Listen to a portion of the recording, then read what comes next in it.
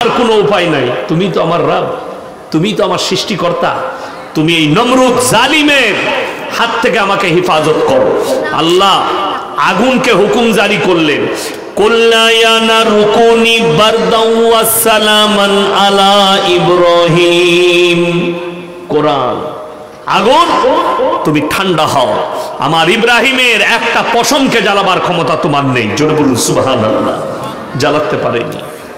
বর্তমানে পৃথিবীতে যাদের ডঙ্কা বাজছে, বর্তমান সময়ে 2025-এ শপথ গ্রহণ করেছে ডোনাল্ড ট্রাম্প।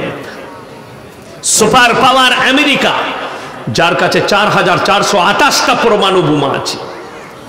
পৃথিবীর অর্ধেক পরমাণু বোমা আমেরিকার কাছে, অর্ধেক রাশিয়ার কাছে, বাকি ছিটে ফুটা আছে।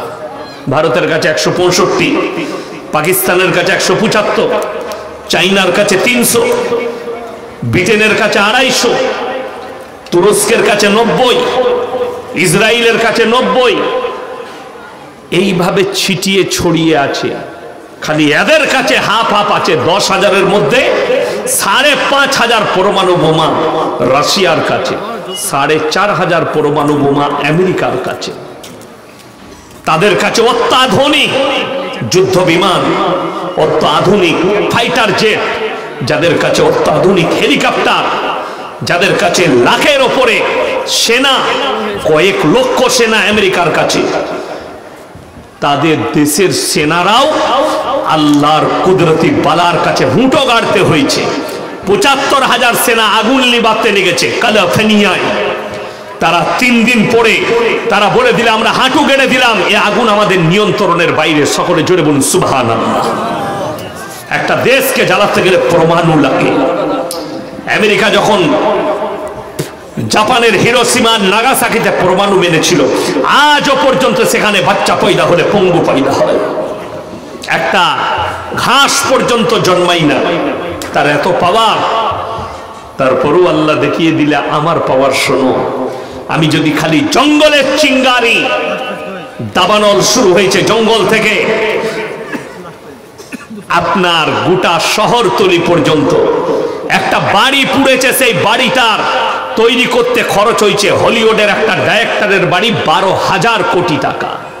কত বললাম? 12,000 কোটি। সেই বাড়িতে যে সে কন্ডিশন ছিল না, একটা ফ্লোরে বরফ পড়ত, একটা ফ্লোরে মরুভূমি, একটা ফ্লোরে গ্রীষ্ম, একটা ফ্লোরে শীতকাল। প্রত্যেকটা দেশের আবহাওয়া সেই বিল্ডিং এর ভেতরে রেখেছিল। পুড়ে ছাই হয়ে নেমে গেছে, কুদরতি বালার কাছে হাঁটু গেড়ে দিয়েছে। আমার মুসলমান ভাই, আমি এখনো বয়ান শুরু করি নাই, আমি খালি আল্লাহকে চিনাচ্ছি। সবাই বলুন আজ থেকে আল্লাহকে ভয় খাবো। জোরে বলুন ইনশাআল্লাহ। পৃথিবীতে ভয় কেউ কি খাওয়া যায় না। বাপকে ভয় খাবেন না, বাপকে রিসপেক্ট করবেন, সম্মান। বড়কে সম্মান, ছোটকে স্নেহ। এটা হচ্ছে ইসলাম। ভয় একমাত্র আল্লাহকে খাওয়া যায়। মৃত্যুকে ভয় খাবে না। কোরআনে আছে ইন্না আউলিয়া আল্লাহি লা খাউফুন আলাইহিম ওয়া লা হুম ইয়াহজানুন। যারা আমার বন্ধু হবে তাদের দুনিয়া এবং পরকালে তাদের কোনো রকমের ভয় নেই। জোরে বলুন সুবহানাল্লাহ। এই আউলিয়া শব্দের অর্থ বার করে কারা? কিছু আমাদের দেশের ভণ্ড হুজুর আছে, তারা কি বার করে? ইন্না আউলিয়া আল্লাহি লা খাউফুন আলাইহিম ওয়া লা হুম ইয়াহজানুন। এ বাবাজির আল্লাহ বলেছে তোমরা ওলি আল্লাহকে ভয় করো, যা বুঝে করগা। এই আউলিয়া শব্দের অর্থ ওলি। ওলি মানলাম, ওলিটা আমিও হতে পারি, একটা সাধারণ ব্যক্তিও হতে পারে। ওলি হওয়া যায় নিজের আমলের দ্বারা, ঠিক কিনা কথা বলে? আল্লাহর বন্ধু যেই ভালো আমল করবে সে আল্লাহর বন্ধু হবে না? হবে না? আল্লাহর বন্ধু। তাইলে এখানে আলাদা কোনো ব্যক্তির জন্য বলা হয়নি, আল্লাহর বন্ধুর জন্য বলা হয়েছে। যারা আমার বন্ধু হবে তাদের দুনিয়া এবং আখিরাত কোনো জায়গায় কোনো ভয়ের, কোনো টেনশনের কোনো কারণ নেই। এরপরে আমি বক্তব্য শুরু করব। এই যে কোরআন সত্য কিতাব না মিথ্যা? কথা বলেন। সত্য। এই হাত তুলে বলুন আপনারা সত্য কিতাব। এটা বিশ্বাস করেন তো? সবাই বিশ্বাস করেন। আপনাকে বলে দিই, ভারতে 30 কোটি মুসলমান আছে, তার মধ্যে 10 কোটি মুসলমান আছে কিনা এর মধ্যে সন্দেহ আছে। ওই জন্য আল্লামা ইকবাল লিখেছিলেন, ইস ঘর কো আগ লাগি ঘর কি চিরাগ সে। মুসলমান, তোমরা নিজেদের ঘরে নিজেরা আগুন ধরিয়েছো, অপরকে গালি দিয়ে লাভ নেই। কষ্টটা বলে দিই, এই কোরআন যে সত্য কিতাব, এটা আপনি বিশ্বাস করলেন, করুন আর না করুন, পৃথিবীর মানুক আর না মানুক, আল্লাহর কসম করে বলছি সত্য কিতাব। পৃথিবীতে বড় বড় শেখ মুশায়েখরা কিতাব লিখেছেন, বড় বড় মনীষীরা কিতাব লিখেছেন, কেউ তার কিতাবের শুরুতে লিখতে পারেনি আমার এই লেখার মধ্যে, বইয়ের মধ্যে কোনো ভুল নেই। এটা কেউ লিখতে পেরেছে? এই যে কাগজটা ছেপেছে জলসার পোস্টার, আচ্ছা বলুন, এর হেডিং এ কি ইনারা লিখেছেন? আমরা যে কাগজ ছাপলাম এর মধ্যে কোন রকমের ভুল নেই? কথা বলেন, লিখতে পারেনি কেন? যদি লিখে দিত, এই এলাকার বুদ্ধিজীবীরা 100টা ভুল বার করে দেখিয়ে দিত, ঠিক কিনা? আমি স্টেজে বসে এক্ষুনি ভুল বার করে দেবো, এখানে পড়লি যে কোনো ভুল। কিন্তু আল্লাহর কসম, আল্লাহ কোরআন মাজিদের মধ্যে বললেন, জালিকাল কিতাবুল লা রাইবা ফি, আমার এই কোরআনে বিন্দু মাত্র সন্দেহের কোনো অবকাশ নাই। জোরে বলুন সুবহানাল্লাহ। মুসলমান বিশ্বাস তো করে যে কোরআনকে ভালোবাসি, কোরআনকে বিশ্বাস করি, কিন্তু এটা মুখে আমলে নয়। মুখের বিশ্বাস আলাদা আর আমল আলাদা। কথা বুঝতে পারেননি? আপনি মুখে বললেন রসুলকে মহব্বত করি, কিন্তু খান আপনি গাঁজা। কথা বুঝতে পারেননি? তো এটার কি দাম রইল? এইটাই হচ্ছে আমি আপনাদেরকে বুঝাবো। নাম্বার 1, সুদ খাওয়া হালাল না হারাম? কথা বলেন, হারাম। কোরআনে স্পষ্ট আছে, ওয়াহাল্লাল্লাহুল বাইয়া ওয়া হাররামার রিবা। সুদ তোমাদের জন্য হারাম, ব্যবসা তোমাদের জন্য হালাল। তার মানে আপনাদের এই লালগোলা থানায় আর একটাও সুদখোর নাই মুসলিমদের মধ্যে। কথা বলেন, আছে। এই আমি মৌলবীরা বললেই মৌলবীরা গাল খায়। আমি আজকে বয়ান করে যাব, সকালবেলায় আপনার এলাকার চায়ের দোকানগুলোই সুদখোর মাল কটা বলবে, আবে ওকে দাও, দেয় ও বাজে মৌলবী, বলবে না, বলবে না, ওই মাল কটা গাল দিবে। আমি জানি আমাদের ইমামদের চাকরি চলে যায় সুদের বয়ান করলে। ইমাম যদি জুম্মায় খুতবা দিয়ে দেয় সুদ সম্পর্কে, সুদখোর মাল কটা বলবে, ইয়াকে কি করে তাড়ানো যায়, তাড়াবে, এ যা করছে আমাদের সব ব্যবসা বন্ধ করে দিবে। বলে না, বলে না, ইমামের চাকরি শেষ, পেছনে লাগে। ইমাম সাহেব যদি ইমামে এরকম কোনোদিন খুতবা দেয়, সেই ইমামে বলছে, মৌলবীর টুপিটা এত টেরা থাকে কেন বলতো? সালা দোষ, মৌলবীর পায়জামাটা একটু ওপর দিকে আছে, একটু নিচে নেমে গেছে, ভুল খুঁজে বেড়ায়। ইমাম সাহেব যদি হাওয়া বার করে দেয়, তারা বলবে বোমবাস্ট করেছে মসজিদে। ঠিক বললাম না? মানে মালকে তাড়াতেই হবে, আমাদের ব্যবসা বন্ধ হচ্ছে। আচ্ছা বলুন তো, ইমানদারির সঙ্গে ইমামকে, ইমাম খুতবা দিয়েছে সুদ সম্পর্কে, তাকে তাড়িয়ে দিলেন, সুদ হালাল হবে? আজকে যদি আমাকে বাধা দেন, স্টেজে এসে সভাপতিকে যদি বলেন যে ইয়াসিন সাহেবকে বাধা দেন, সভাপতি সাহেব একজন বিজ্ঞ আলেম মানুষ, উনি বাধা দিবেন না, বলবে তোমরা বলো, তোমরা দাওয়াত দিয়েছো, ঠিক কি না? এরপর আপনি যদি আমার কলার ধরে বলেন নেমে যান, আমার গাড়ি রেডি আছে, চলে যাব, আল্লাহর কসম ওটা কি হালাল হবে? কোরআন রাখা আছে, আয়াত পাল্টাতে পারবে না। রাসূল আকরাম সাল্লাল্লাহু আলাইহি সাল্লাম হাদিস বর্ণনা করলেন, 1 টাকা যদি কেউ সুদ খায়, নিজের মায়ের সঙ্গে সর্বনিম্ন পাপ হচ্ছে 36 বার জিনা করার সমান পাপ হবে। জোরে বলুন নাউজুবিল্লাহ। এইটা জানার পরে যে মুসলমান সুদ খাচ্ছে, এ আল্লাহর সঙ্গে যুদ্ধ ঘোষণা করলো না? করলো না? করলো। রাসূলের সঙ্গে যুদ্ধ ঘোষণা করলো। আপনি কি করে বুক ফুলিয়ে বলেন যে আমি খাঁটি মুসলমান সুদ খেয়ে? কথা বুঝতে পারেননি? অথচ আমাদের দেশের নিয়ম খুব ভালো, কিছু করুক আর না করুক, মদ খেলে মসজিদে ঢুকতে পাই না, গাঁজা খেয়েও ঢুকতে পাই না, কিন্তু জুম্মার দিনে সুদ খেয়ে গোসল করে মসজিদে গিয়ে নামাজ পড়তে পায় আমাদের দেশের লোক। এখানে গোটা দেশের কথা বলছি, এখানটা তো অনেক দূরের কথা। চলুন, আপনি বললেন আমি কোরআনকে বিশ্বাস করি, তাহলে আপনি সুদ কি করে মুসলমান খেতে পারে? আপনারা বলুন, নেশাগ্রস্ত জিনিস হারাম না হালাল? হারাম। আপনাকে আমি দেখিয়ে দেবো এই লালগোলা থানায় মুসলমান মদ খাচ্ছে, মুসলমান মদ বিক্রিও করছে। ঠিক বললাম না ভুল বললাম? যদি প্রমাণ না হয় আমার সঙ্গে গিয়ে জঙ্গিপুরে হাই রোডে চাপুন, উমরপুরে, আমি দেখিয়ে দেবো। অথচ আপনার ধর্মকে কতটা রেসপেক্ট করে একজন অমুসলিম আপনার জানা নাই।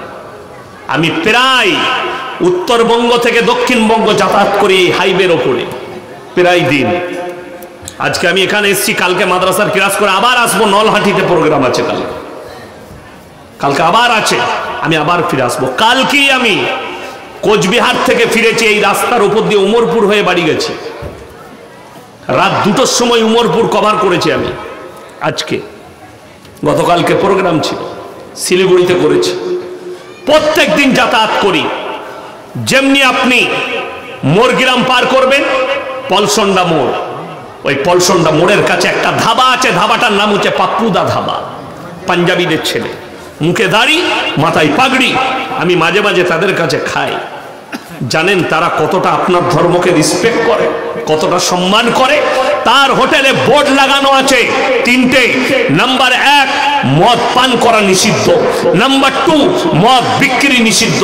নাম্বার 3, নো স্মোকিং, ধূমপান করা নিষিদ্ধ। অথচ আমি আপনাকে এই উমরপুর হাই রোডে দেখিয়ে দেবো 5 কিলোমিটারের ভাতায় মুসলমান হোটেল করেছে, হারামখোর মদও খাই, মদও বিক্রি করছে। আমি বললে খারাপ মৌলবি, আমাকে যত গালি দিবে দাও, আল্লাহর কসম করে বলছে আল্লাহর কাছে জবাব দিয়ে পার হতে পারবে না। একটা মৌলবিকে ফেসবুকে গালি দেওয়া অনেক সহজ। এখন ফেসবুক উঠেছে, ইউটিউব উঠেছে, কমেন্টে লিখে দিলেন ইয়াসিন হারামখোর, লেখাটা খুব সহজ। বাপের বেটা হলে স্টেজে এসে বল। কথা বুঝতে পারেননি? বাপের বেটা হলে তুমি যদি সুদকে হালাল করতে পারো, স্টেজে এসে আল্লাহর কসম করে বলছি আমি আজ জীবনের সমাজের বুকে মুখ দেখাবো না। কেউ যদি বাপের বেটা থাকো, আমাকে চর মারতে পারবে, আমার কলার ধরতে পারবে, আমাকে স্টেজ থেকে নামাতে পারবে, আল্লাহর কসম হালাল করতে পারবে না। মাথায় রাখবে, মদ তুমি হালাল করতে পারবে না।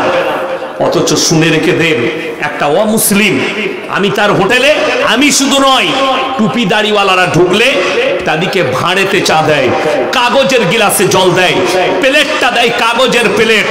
জানেন কি বলছিল? স্যার आप लोग तो बड़ा पवित्र होते हैं, आप लोग बड़ा पवित्र होता है, आप लोग हराम खाने वालों के झूठा नहीं खाते, जो लोग हराम चीज खाते उसका झूठा नहीं पीते। आप लोग कोई दारू पीता है, कोई सुअर खाता है, कोई कटा हुआ चीज खाते हैं, और वो आके उसी प्लेट में उसी गिलास में खाते हैं, और आप लोग पवित्र है। জোরে বলুন না সুবহানাল্লাহ। একটা অমুসলিম জানে এদের মৌলবীরা একটা দাড়ি টুপিওয়ালা, একটা নামাজি পবিত্র লোক, তারা হারাম খায় না। অথচ আপনি মুসলিম হয়ে মদ খাচ্ছেন, মদ বিক্রি করছেন। ওরা জানে আমরা যে জায়গায়, যে মুর্শিদাবাদ ডিস্ট্রিক্টে যেখানে ব্যবসা করছি, এটা 75% মুসলিমের আবাদি। আমরা যে জায়গায় বাস করছি, যে জায়গায় ব্যবসা করছি, আর মুসলমানদের জন্য নেশাগ্রস্ত জিনিস হারাম, এটাও তারা জানে। যার কারণে এগুলো বন্ধ রেখেছে যে আমাদের হোটেলে মুসলিম ভাইরা এসে খাবে। অথচ আপনি মুসলমান হয়ে আপনার হোটেলে মদ বিক্রি করছেন। দুঃখটা এটাই, বেদনাটা এটাই। আপনি কি করে আল্লাহর সামনে দাঁড়াবেন? তার মারাত্মক কারণ আছে। আমি মাসখানেক আগে মালদা ডিস্ট্রিক্টে ওই আপনার গাজল এরিয়ায় জলসা ছিল। তো আমি গাজলের এলাকায় গাড়ি নিয়ে যাচ্ছি। আমার ড্রাইভারকে বললাম দাঁড় করাও, চা খাবো। মাঝে মাঝে দাঁড়াই, আমি চা খাই। তো একটা দোকানে দাঁড়ালাম, তো একজন এসে বললে আসসালামু আলাইকুম। ওয়ালাইকুম সালাম। হুজুর ভালো আছেন? ভালো আছি। চাটা খান, আমি খাওয়াচ্ছি। তো সে দোকানিকে চা বলল, চাটা খেলাম। কি বলছে জানেন? চা খাওয়ার পরে, হুজুর একখান সিগারেট দেবো। আমি শালা সিগারেট কি বে? আমি ভয় খেয়ে গেছি। দোষ কিন্তু এই লোকটার নয়, আপনারা হাসছেন, এই লোকটার দোষ। এই লোকটা অপরাধী নয়, অপরাধীকে হুজুর, অপরাধীকে হুজুর। সে বললে আমাদের হুজুর যে খায়, মানে তার মসজিদের ইমাম সিগারেট খায়। আমি বললাম ওটা হচ্ছে জিলাপি হুজুর, আর আমরা হচ্ছে খাঁটি আকীদার হুজুর। বলে তাই? আমি বললাম হ্যাঁ। ওই জন্য তো সে সিগারেট খায়, আমার কাছে হারাম, চলবে না। সে বললে, দেখুন কত ভদ্র ছেলে, সে আমার হাতটা ধরে বললে, হুজুর আমি ভুল করে ফেলেছি, কিছু মনে করবেন না। আমি বললাম দেখুন, বলে আমাদের ইমাম খাই তো ওই জন্য আমি বলে ফেলেছি। সে কতটা নিচু হয়ে আমার কাছে বলল, আমি যখন তাকে বুঝালাম, অনেকগুলো উক্তি দিয়ে বুঝালাম, যেমন আপনাকে বলে দিই, পানির বোতল দেন একটা, ওইটাই দেন, খালিটাই দেন, ওই খালি বোতলটাই দেন আমাকে। এই যে বোতলটা, এই বোতলটাই পানি দিয়েছে কাদিকে? সভাপতি সাহেব স্টেজে যারা আছেন আমাদিকে বক্তাদের জন্য, এটাই আপনারা পানি খাবেন। এই বোতলে যদি লেখা থাকে বিষ মিশানো আছে, আপনি খেলে মারা যাবেন, এটা আর পান করা যাবে?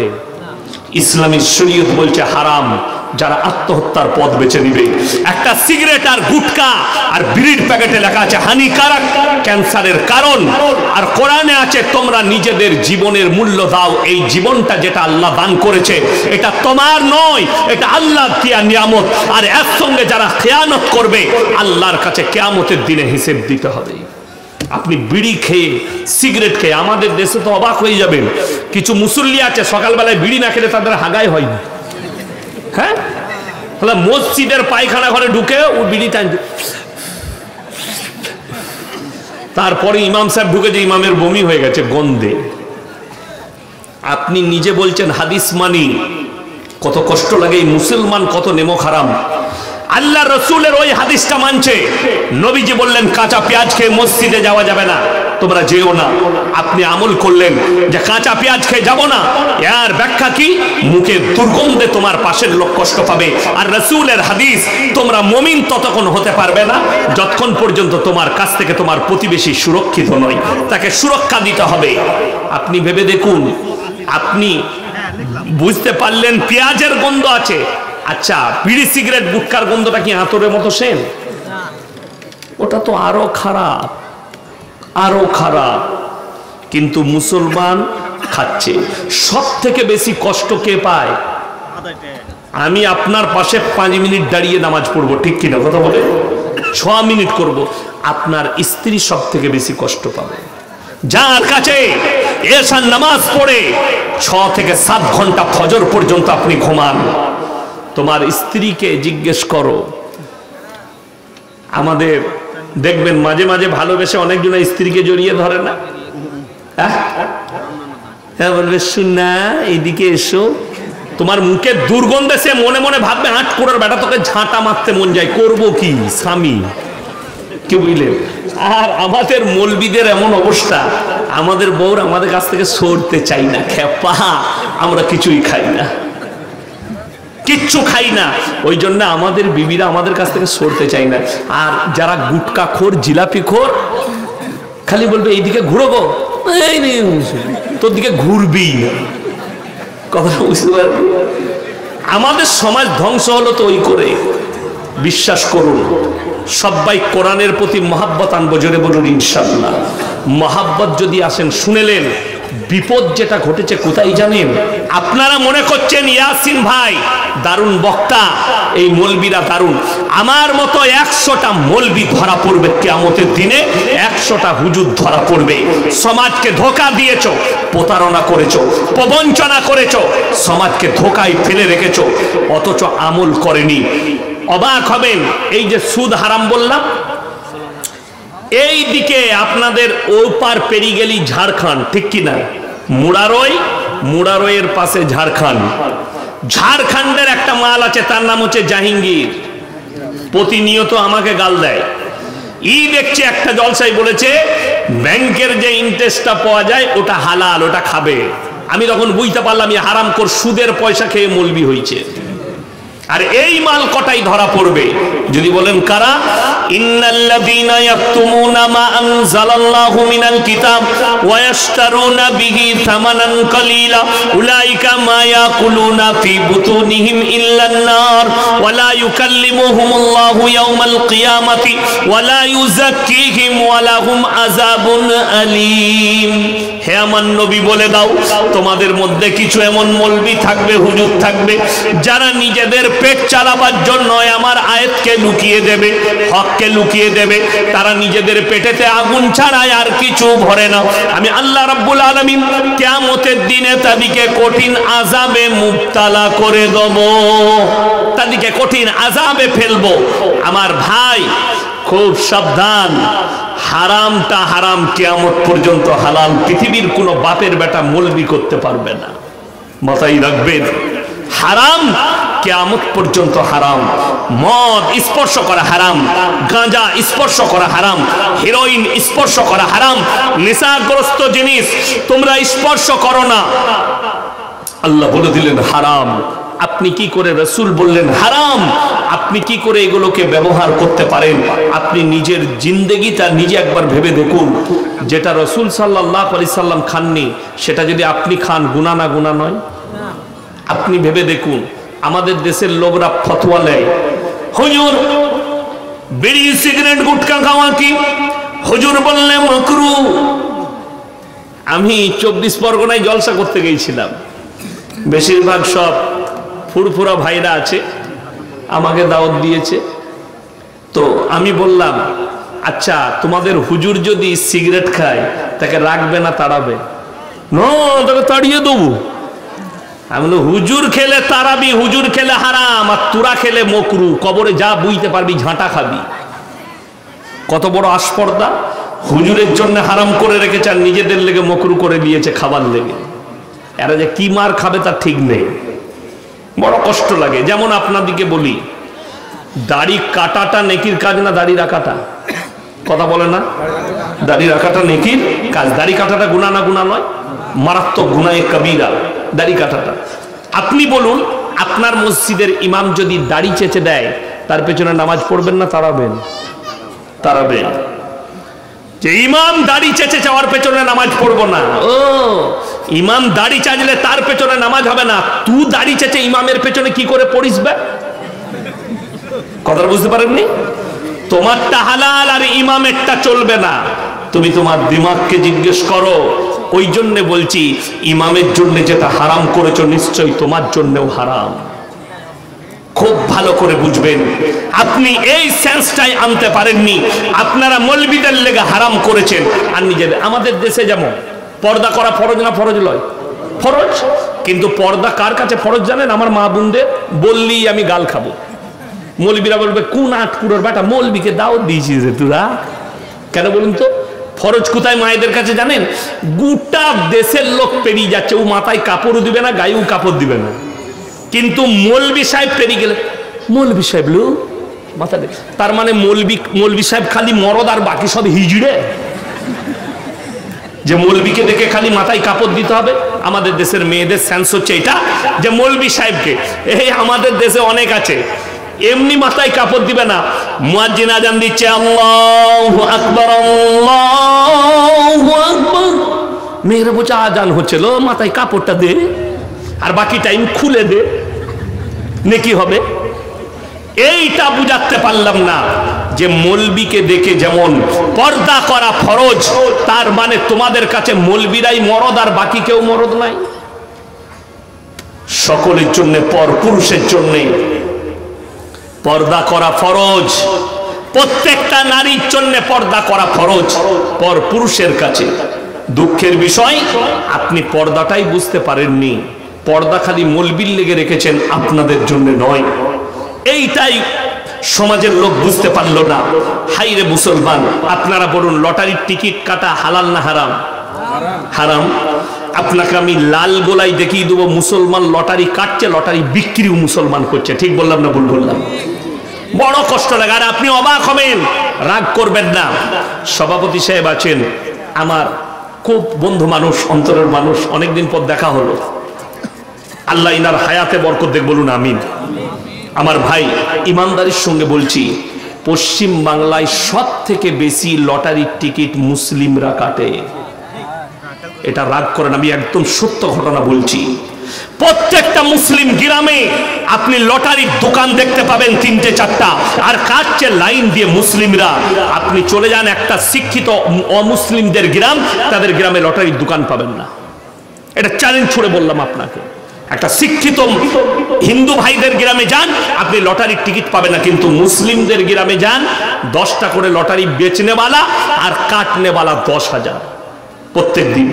লটারির টিকিট যদি হালাল হতো, সর্বপ্রথম কারা কাটতো? আমরা মৌলবীরা। বেতন সব থেকে কম বেশি কম কার? ইমামদের। হালাল হলে রোজ আমরা একটা করে কাটতাম। মুসলমান কতটা নির্বোধ বলে দিই। কিছুদিন আগে মোবাইলে দেখেছিলাম, বাংলাদেশের এক চাচা মোটামুটি নামাজ পড়ে, সে মসজিদে ঢুকে বলছে, আল্লাহ গো, এক ঘর লটারি কেটেছে আল্লাহ, তুমি 1 কোটি ফেলি দিও আর জীবনে মসজিদ থেকে বেরোবে না। এই দোয়া করাটাই তো হারাম। হারাম জিনিসের জন্য আল্লাহর কাছে চাইবে? আচ্ছা, লটারি কেন হারাম বলে দিই? সকলে বলুন, ভাগ্যের মালিক কে? এটা মুখে বলছেন, এই আলেমরাই একমাত্র বিশ্বাস করে, যার কারণে কোরআনে আছে, ইন্নামা ইয়াখশাল্লাহ মিন ইবাদিহিল উলামা। আমার নবী আর পয়গম্বর পরে যারা সবথেকে বেশি রীতিমতো ভয় করে, তারা হচ্ছে উলামা সম্প্রদায়, আলেমরা। এটা কোরআন, আল্লাহ তাআলা রাসূলের কাছে আয়াত পাঠিয়েছেন। আমার ভাই, অবাক হয়ে যাবেন শুনলে। আপনি মুখে বলছেন, আমল কিন্তু আপনি করেন না। লটারি কেন হারাম শুনেলেন? ভাগ্যের মালিক যদি আল্লাহ হয়, যেমন আমাদের সমাজের অনেক লোক আছে, তারা দেখবেন জ্যোতিষীকে হাত দেখায়, দেখায় না? দেখায় না।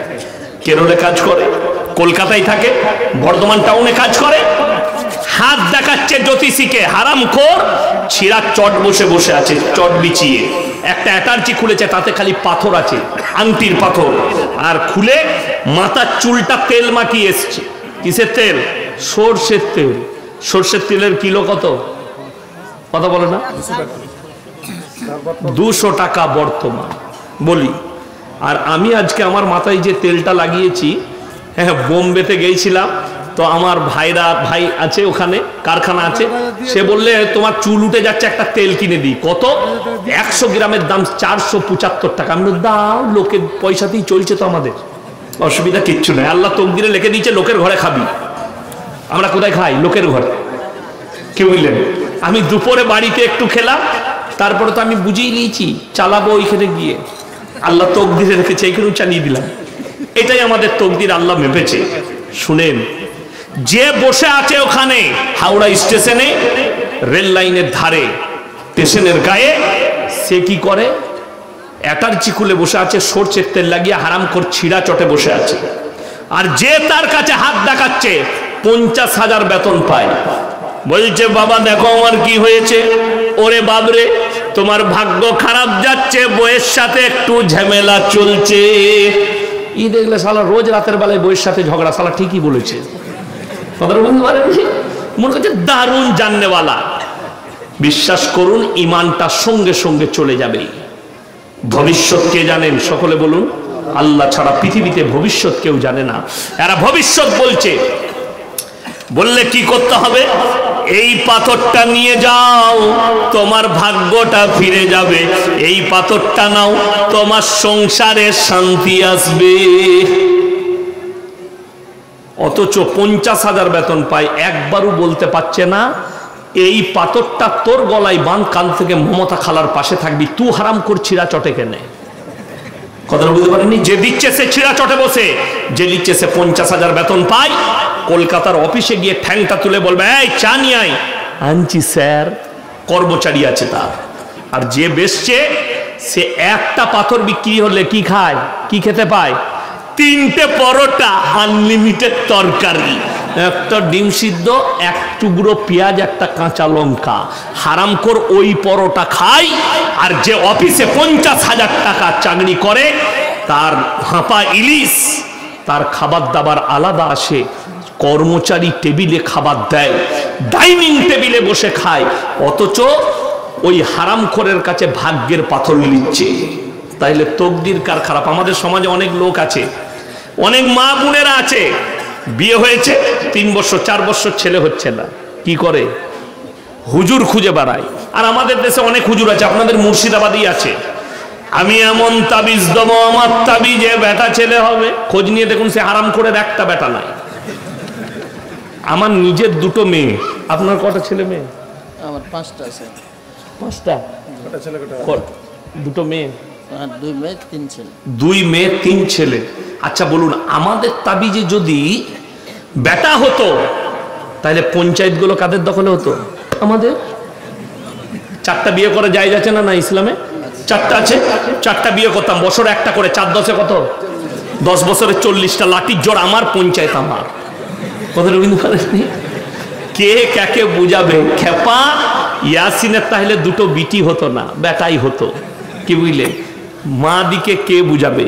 বিশ্বাস করুন, আমার আব্বাজির সঙ্গে কোনোদিন দেখা হলে ফোন করে জিজ্ঞেস করবেন আপনার বিয়ের কত বৎসর পরে বাচ্চা হয়েছিল। আমার যে বড় বোন জন্ম নিয়েছিল 9 বৎসর পরে। ক বৎসর পরে বললাম? 9 বৎসর। আর আমাদের দেশে কিছু ভণ্ড হুজুর বলছে, বাবা তোমাদের ছেলে না হলে মায়েরা চিন্তা করো না, তোমরা একবার পাথর চামড়িতে গিয়ে 3 দিন শুয়ে থাকবে, মানত করে ছেলে হবে। আমরা আল্লাহ, মাজারে শুলে ছেলে হয়? আমরা শুনেছি স্বামীর পাশে শুলে ছেলে হয়। এ বলছে হারামখোর মাজারে শুগা ছেলে হবে। যা বুঝে করগা। ফতোয়াকার গুটকাখোর হুজুরে, জিলাপি হুজুরে। তো ছেলে হবে না হবে তো মাজারে শুগা। নাউজুবিল্লাহ, আল্লাহ হেফাজত করো। এই যেমন রোজ 10,000 টাকা ইনকাম করে একটা লোক, মাসে কত হবে? কথা বলে না? 3 লাখ। আর আমার বেতন আমার আব্বার মাদ্রাসায় কত? 11,000। এই বছরে বাড়লো নাকি জানি না, মিটিং ছিল সেদিনে, আমি থাকতে পারি নাই। তো শুনলাম নাকি বেড়েছে। আমি দরখাস্ত রেখে গেছিলাম যে এটা জমা দিয়ে দিবে আব্বাজির কাছে। মনে হয় যেন বেড়েছে সব শিক্ষকের। আমি 11ই ধরছি, আমাদের 11,000 বেতন। আর যে আসছে বলছে হুজুর একটা বরকতের তাবিজ দেন, সে মাসে 3 লাখ টাকা ইনকাম করে। বরকতটা কার আগে প্রয়োজন? তার না আমার? আমার। আমাদের তাবিজে যদি বরকত হতো তাহলে বর্ধমানের রাইস মিলগুলো আমাদের বাপ বেটার হতো। মার তাবিজ আর একটা করে টেনেলে আমাদের সব থেকে দামি রাইস মিলটা, পশ্চিমবাংলার সেরা রাইস মিল, সব থেকে বড় আমার বাড়ির কাছে। আপনারা টিভিতে অ্যাড দেখবেন কি, Lal Baba gold number 1 rice. পুরসা রাইস মিল আমার মাদ্রাসার মেম্বার, আমার মাদ্রাসার সেক্রেটারি। দেশবন্ধু রাইস মিল আমার মাদ্রাসার সেক্রেটারির রাইস মিল। আমার মাদ্রাসার আরো একজন গুরুত্বপূর্ণ মেম্বার, ওই হাজী সাহেবের ছেলে, তার নাম হচ্ছে আমিন রাইস মিল, আমাদের মাদ্রাসার মেম্বার। সব আমার এলাকায় মিলগুলো। এরকম বহু মেম্বার আছে। রাইস মিলের মালিক সব থেকে দামি রাইস মিল হচ্ছে ভদ্রেশ্বর লাল বাবা গোল্ড ব্র্যান্ড, 1 নম্বর চাল। তার চাল খাবেন, চালের দাম বেশি, মালটার কোয়ালিটিও ভালো। তো ওই মিলগুলো তাদের হবে কেন? তাবিজে যদি মিল পাওয়া যেত তো আমরা বাপ বেটা মেয়েরা সবই টেনে নিতাম। আমরা কেন ইমামতি করতাম, মাদ্রাসায় জলসা কেন করতাম? আরে আমাদের সমাজে যেমন আমাদিকে অনেকজনা বলছে এরা মাদ্রাসা ছাপ, স্কুলে যায়নি, এদের বুদ্ধি নাই মৌলবীদের। খেপা, আমাদের দেশে সব থেকে বুদ্ধিমান কারা বলুন? 2টো লোক, হিন্দু ভাইদের বাবা আর আমাদের বাবা। স্কুল যাওয়া লাগবে না বাবা হতে গেলে। একটা বাবাও স্কুলে যায় নাই, পড়ালেখা জানে না, কিন্তু বাবা। কিন্তু দেশের দামি দামি লোক তাদের পায়ের নিচে। স্কুলে পড়ে MA পাস ছেলে, প্রেম করছে, 6 মাস পরে মেয়েটা ফোন সুইচ অফ করে দিয়েছে। হুজুরের কাছে হাজির,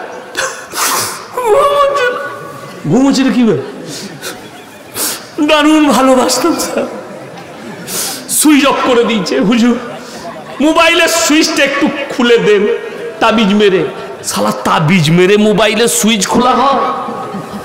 আমাদের তাবিজে যদি মোবাইলের সুইচ খুলতো হারাম করে আমরা টাওয়ার গুলো উড়িয়ে দিতাম। তোরা যা পাপ করছিস, কথাটা বুঝতে পারেননি?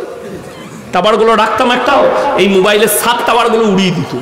না, তাবিজা সব উড়িয়ে দেয়, হারাম করে যা পাপ করছে।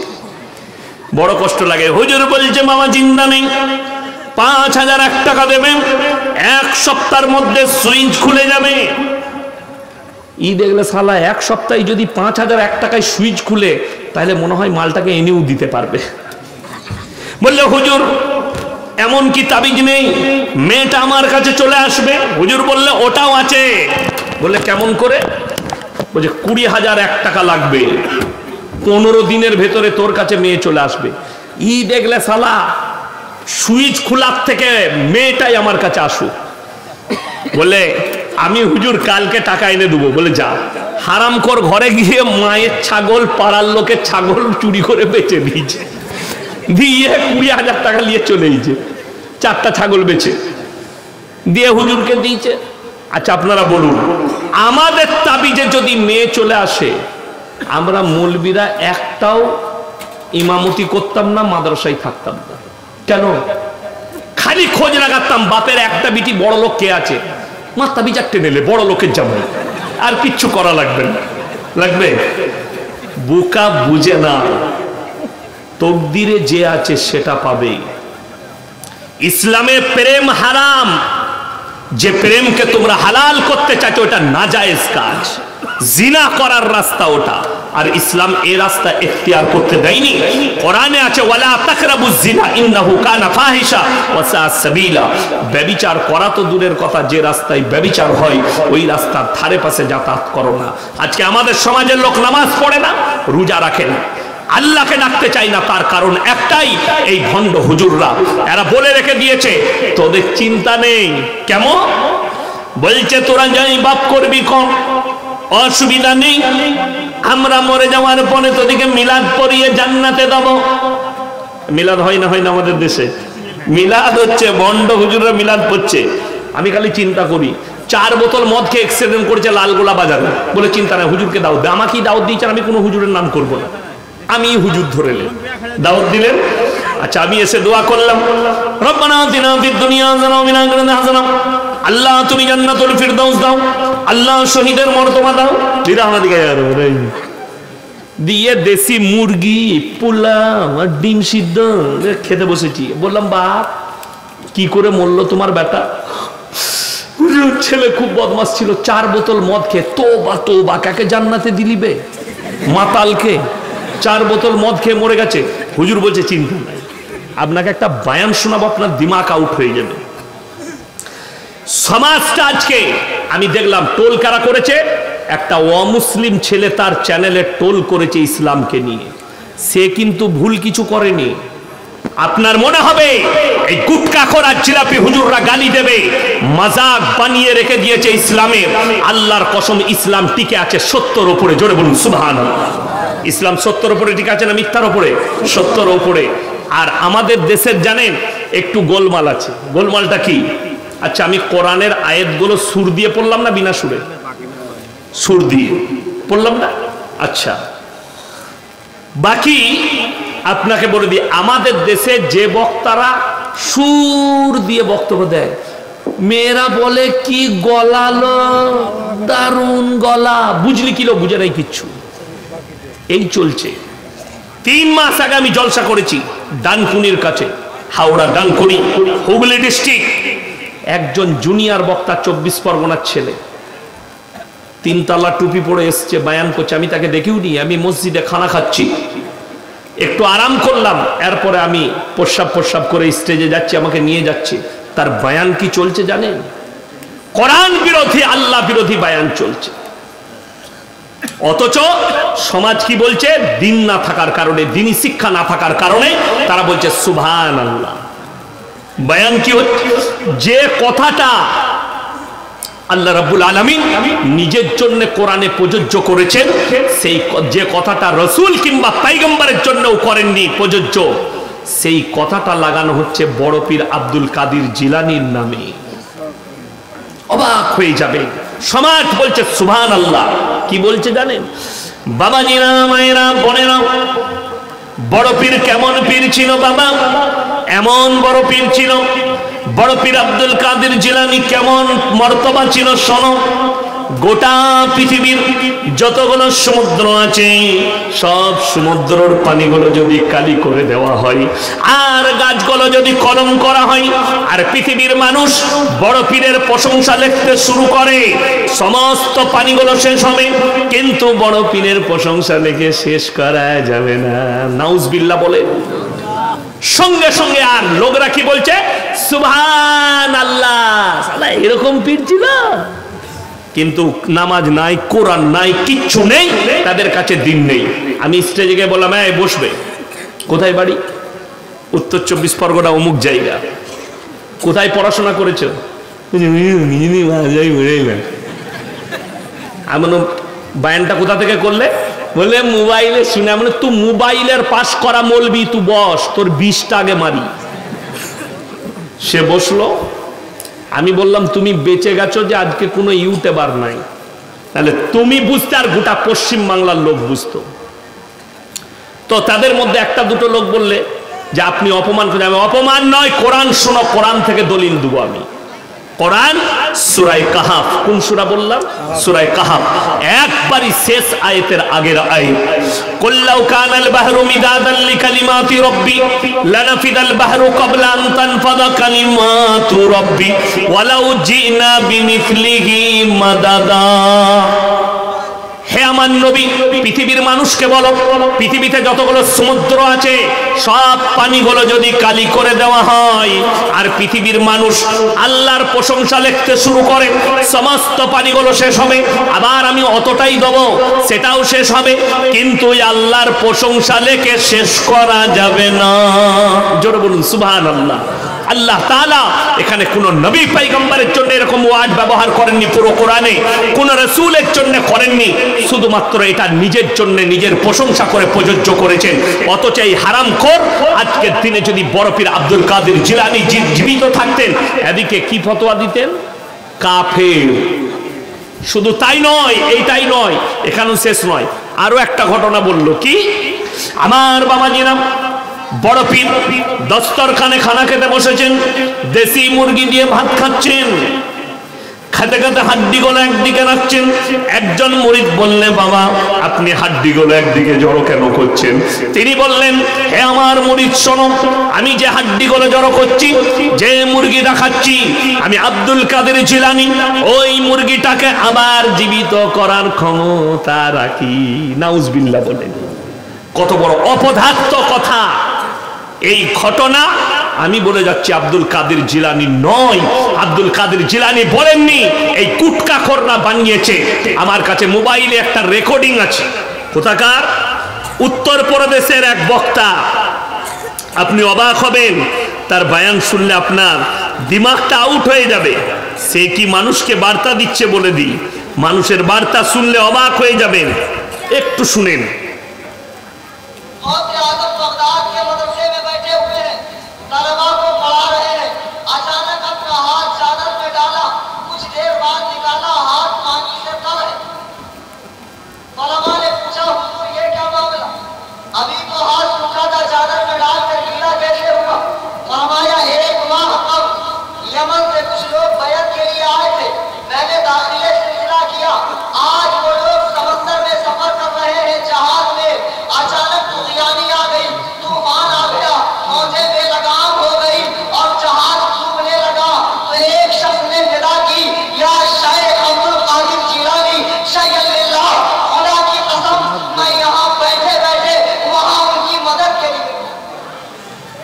সঙ্গে সঙ্গে কাফের হয়ে গেছে, ঈমান চলে গেছে।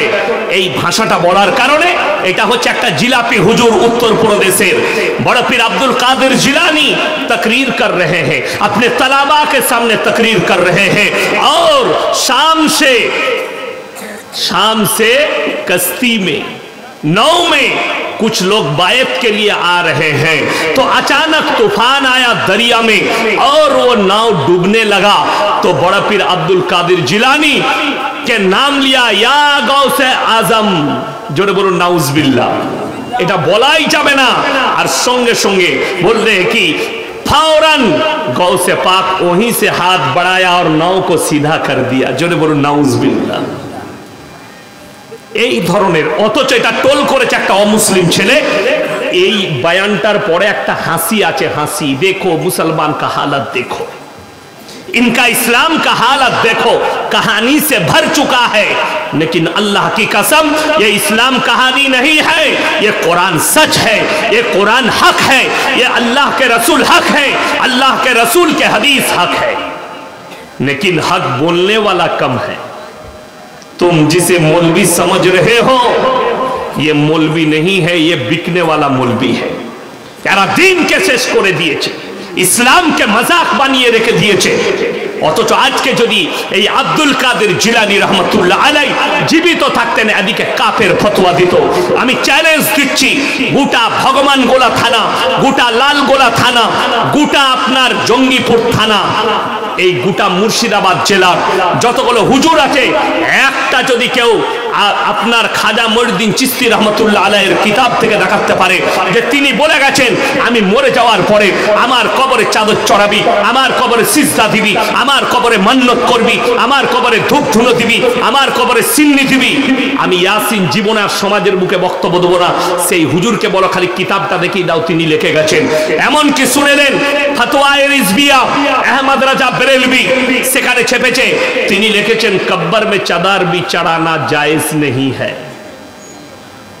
এদের মৌলবি যাকে আলা হযরত বলছে সে লিখেছে, বড় কষ্ট লাগে। তারপরেও এই আপনাদের ভগবান গোলার এক গুটকাখোর মুফতি আছে, তার দাঁতগুলো গরুর থেকেও কালো হয়ে গিয়েছে গুটকা খেয়ে খেয়ে, তরমুজের বিচি, তার নাম হচ্ছে জুবের। সে একটা ফতোয়া দিচ্ছে, দেওবন্দিরা, ওয়াহাবিরা, আহলে হাদিসরা এদের সঙ্গে বিটির বিয়ে দিলে বিবির তালাক হয়ে যাবে। সে ফতোয়া দিচ্ছে এরা মুরগি গরু জবাই করলে সেই মাংস খাওয়া যাবে না।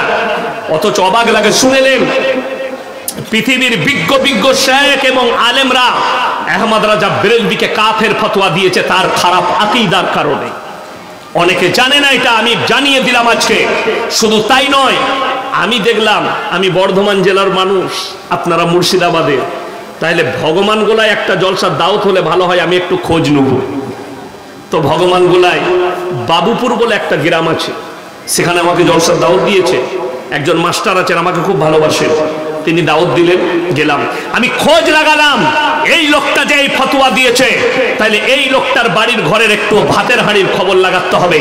খবর লাগিয়ে দেখলাম যে বলেছে দেওবন্দি আর আহলে হাদিস ঘরে বিটির বিয়ে দিলে বিবির তালাক হবে, ওর বিটির লেগে খোঁজ পেলাম সেই পালিয়ে গিয়ে একটা দেওবন্দি ঘরে বিয়ে করেছে। আমরা বউ তো তালাক ওর হয়ে আছে। ইমানদারির সঙ্গে বলছি, আল্লাহ সাক্ষী আছে, আমি যদি মিথ্যা বলে থাকি আল্লাহ যেন আমার জুবানকে বন্ধ করে দেয়। জায়গার নাম কালিয়াচক, রাত 2টোয় দাঁড়িয়েছি, আমার ড্রাইভার সাক্ষী আছে, আমি দাঁড়িয়েছি, গাড়ি থেকে নেমেছি ফল কেনার জন্য। একজন 3 তালাওয়ালা টুপি, একজন বেরেলভিদের বক্তা বাইক নিয়ে এসে দাঁড়ালেন, আমাকে বললেন আসসালামু আলাইকুম হুজুর। আমিও হাতটা বাড়িয়ে দিলাম, ওয়া আলাইকুম সালাম। আমাকে বললে হুজুর ফল খাবেন? আমি বললাম না। বললে একটা সেলফি তোলা যাবে? আমি বললাম একটা নয় তুমি 10টা তুলো। আমার সঙ্গে সেলফি তুললো। এরপরে বললাম গায়ে হাত দিয়ে ঘাড়ে হাত রেখে, ভাইজান একটা কথা বলবো। বলে জি বলুন। আমি বললাম তোমাদের মুফতি যুবের ফতোয়া দিয়েছে এই মৌলবীদের সঙ্গে হাত মুলাকাত করলে বিবির তালাক হয়ে যাবে, আপনি এখন আপনার বউটা নিয়ে কি করবেন আমাকে বলুন। সে কি বললো জানেন? ওয়া তো হারামখোর মৌলবী, ও হারামখোর মুফতি। আমি বললাম এটা কি তুমি স্টেজে বলতে পারবে? আমার সামনে বললে বলতে পারবে না। দুঃখ লাগে, মেদিনীপুরের একজন ভণ্ড হুজুর সে ফতোয়া দিয়েছে এদের পেছনে নামাজ পড়া যাবে না, নামাজ হবে না। আল্লাহর কি কৃপা, আমার এক বন্ধু আমাকে দাওয়াত দিল কোলাঘাটে। আমি রমজান মাসে আদায় করতে যাই মাদ্রাসা। বললে হুজুর আমার শ্বশুর গ্রাম। আমি বললাম আমার তো ভাই সময় নেই, খালি নেই। সে বলল আপনাকে ফজরের পরেও 1 ঘন্টা বলতে হবে, আপনি এসে আরাম করবেন।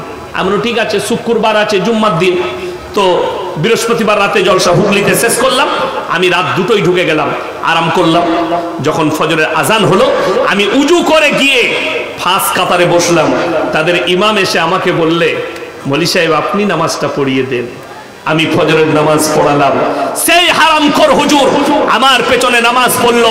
আমি স্টেজে চেপে বললাম এই বক্তাই বলেছিল, এই হুজুর বলেছে এদের পেছনে নামাজ হবে না, আজকে সে আমার পেছনে নামাজ পড়লো। তার মানে সব থেকে বড় হারামখোর তারাই, তারা কমকে এক ফতোয়া দেয়, আলাদা ফতোয়া। হে আমার যুবকরা, তোমাদেরকে শিখিয়ে দিয়ে যাচ্ছি, যদি বলে ওয়াহাবিদের হাতে পানি খাওয়া যাবে না, ওয়াহাবিদের ঘরে পানি খাওয়া যাবে না, তাদের প্লেটে পানি খাওয়া যাবে না, তাদেরকে উত্তর দিচ্ছি তোমাদের বাপরা উত্তর দিতে পারবে না, তোমাদের 14 পুরুষ মৌলবী উত্তর দিতে পারবে না। অথচ এরা হজের ময়দানে চলে যাচ্ছে মক্কায়, মক্কায় মার্বেল পাথরটা যারা বিছিয়েছে ওয়াহাবি, মক্কায় হোটেল যার ওয়াহাবিদের, মক্কায় রান্না করছে ওয়াহাবি, জমজমের পানিতে যে কূপে যে মেশিনটা বসানো আছে ওটা ওয়াহাবিদের। তাইলে তোর থেকে বড় হারামখোর কেউ আছে? কথাটা বুঝতে পারেননি? আমি যে যুক্তিটা দিলাম, কোন বাপের বেটা মৌলবি যদি যুক্তি কেটে দেয়, আমি আর জীবনে সমাজের বুকে বক্তব্য দেবো না। ওই জন্য ফাতুয়া দিবার আগে ভালো করে বলবেন। আজ পর্যন্ত আমার 1 লাখের বেশি জলসা ছুটছে, আমি কোনো বেরেলি বক্তাকে, কোনো দেওবাদী বক্তাকে, কোনো ফুরফুরার বক্তাকে কাফের ফতোয়া দিইনি। আমরা কেউ দিই না। কাফের আকীদা নিয়ে এলে তবে কাফের, তা না হলে কাফের নয়। আমি মেদিনীপুরে এক জায়গায় নামাজ পড়লাম, একজন ভদ্র, বিশ্বাস করুন আমার জীবনে অনেক আলেমের সঙ্গে মোলাকাত হয়েছে। শ্রীরামপুর বলে একটা জায়গায় হুগলি ডিস্ট্রিক্টে জলসা করতে গেলাম, একজন ফুরফুরার হুজুর, তিনি এত ভদ্র, অতি ভদ্র, আমি অত ভদ্র আলেম খুব কম দেখেছি, অথচ তিনি আমার বাপের বয়সী। আমাকে জিজ্ঞেস করলো, হুজুর ভালো আছেন? এত ভদ্র ভাষা, এত মিষ্টি। আমাকে বললো বসুন, আপনি বসুন। তিনি রেকর্ডিং করতে দেন না, ফটো তুলেন না, খুব বুজুর্গ আল্লাহওয়ালা লোক, বাস্তব যেটা সেটা সত্য বলতে হবে। তিনি বললেন, আপনার আব্বা খুব বড় আলেম, আমি খুব শ্রদ্ধা করি, তিনি কেমন আছেন? ভালো আছেন। এত সুন্দর কথা, অথচ আমি খালি হাওড়া জেলায় স্টেজে আমার আকীদা আমার কাছে কিয়াম করা জায়েজ নাই, আর একজন করছে, আমি তাকে বাধাও দিইনি। কেন? সে তার কাজ করে যাচ্ছে, আমি আমার কাজ মাইক নিয়ে করবো, ঠিক কি না? আমি আমার কোরআন হাদিস বলবো, আমার যেটা আকীদা আমি সেটা বলবো, সে তারটা বলেছে।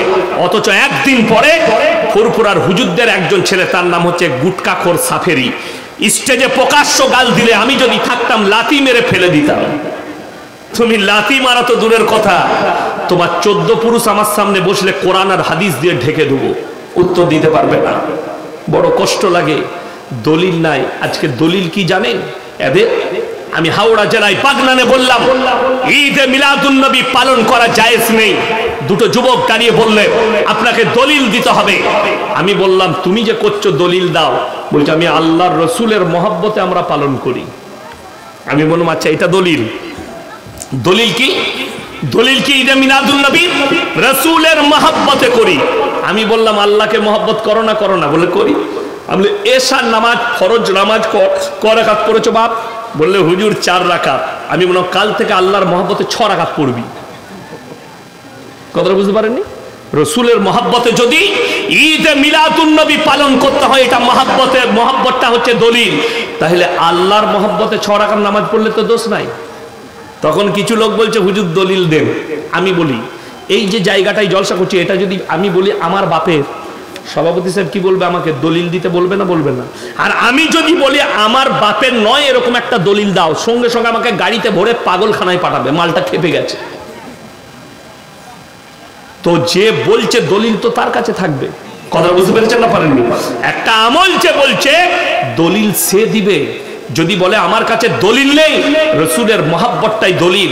ওরে বুকা, তুই যদি পায়খানা খাস আর যদি বলি রসুলের মহব্বতে খাচ্ছি, হারামখোর।